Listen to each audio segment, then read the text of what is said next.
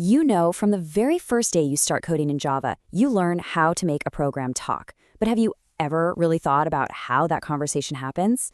Well, today we're going to pull back the curtain on Java's input and output streams and really break down how your code communicates with the outside world.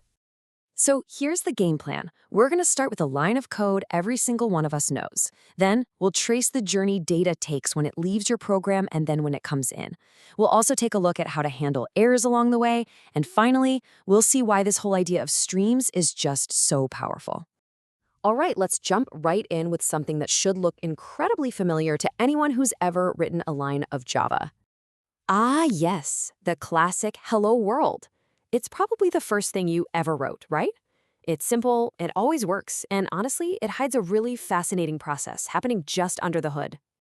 I mean, seriously, what's the magic behind system.out? How does your text get from inside your code to actually showing up on your screen? That is exactly what we are going to unpack right now. Okay, so let's follow the data. First, we're going to trace the path that data takes when it goes out of our program and onto the screen. So the first key player in this whole story is a class called PrintStream. The best way to think of it is as a specialized tool in Java's toolbox. Its one and only job is to send nicely formatted data out to some destination. And here is where it all clicks together with our Hello World example. See, system out is just a ready-to-go PrintStream object that Java gives us, totally free.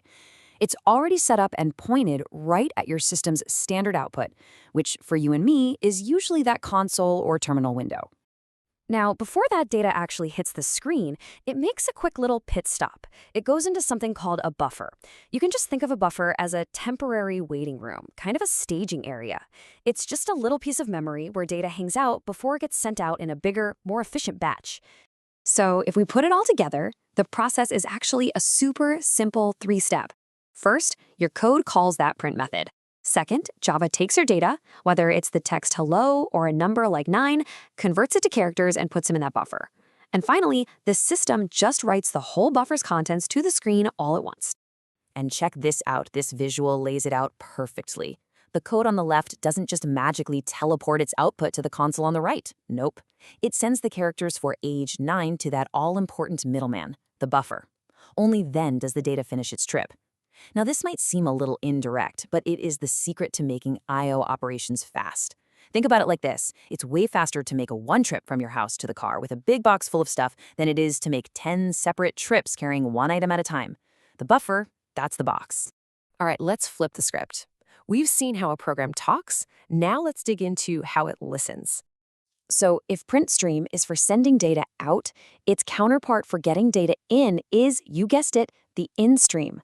This class is all about reading raw bytes of data from some source and bringing them into your program. And just like Java gave us system.out, it also gives us system.in. It's another one of these predefined objects, an input stream that's already wired up to the place we usually expect input to come from, our keyboard. And the input process is basically a mirror image of the output one. First, you type something. The operating system grabs those keystrokes and sticks them into an input buffer. Then, when your Java program calls a method like system.in.read, it reaches into that buffer and pulls the data out, making it available for your code to use. And this, right here, just lays out the simple, elegant symmetry of the whole thing. System.out is a print stream that sends data out. System.in is an in stream that brings data in. They're just two sides of the very same communication coin. Okay, but here's the thing. Getting data in is a little bit riskier than sending it out. What happens if the connection to where the data is coming from breaks? Well, Java actually forces us to think about that. Just imagine your program is sitting there, waiting for you to type something, but then the keyboard gets unplugged, or maybe there is some other weird system-level glitch. Your program can't get the data it's expecting. That is a potential point of failure. And because of that risk, Java makes you formally acknowledge it right there in your code. Anytime you use system.in, you have to add this little clause, throws IO exception, to your method. It's basically you raising your hand and telling the Java compiler, hey, just so you know, I'm aware that an input or output error could totally happen here. So the big takeaway here is that IOIN is the official name for this type of problem. By adding throws IOIN, You're not actually fixing the error, but you're making it crystal clear that your method might just crash if one of these I/O errors happens. It's like a mandatory safety warning for any input operations. Okay, so we've been deep in the weeds with system in and system out. Let's zoom out for a second and look at the big idea here, because this is where it gets really cool. So let's break it all down. The best way to think about this is that streams are like the fundamental highways for data in Java.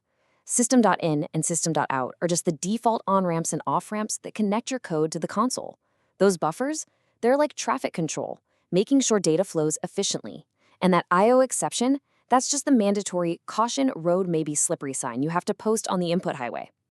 And that right there leads to the really mind-blowing part. We've only talked about the standard streams that connect to the console, but the real power of this whole model is that these data highways can be pointed literally anywhere.